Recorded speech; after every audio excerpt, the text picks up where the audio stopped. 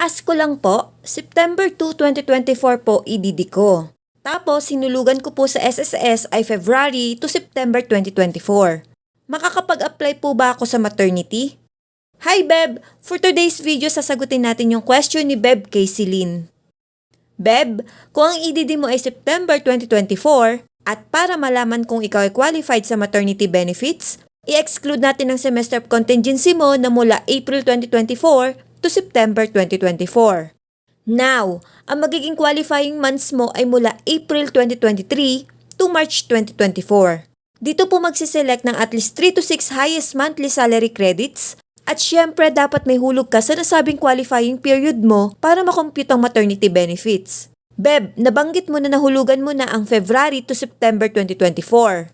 Ang mapapasama lang po sa computation ay ang hulog mo for February to March 2024. I-check nyo na lang po sa my.sss account nyo, baka may iba pa po kayong hulog sa qualifying period. At mag-check nyo din po dun sa portal nyo kung magkano ang estimated maternity benefits na pwede mong maklaim. Sana'y nasagot ko ang iyong katanungan. Thank you and God bless. Follow for more!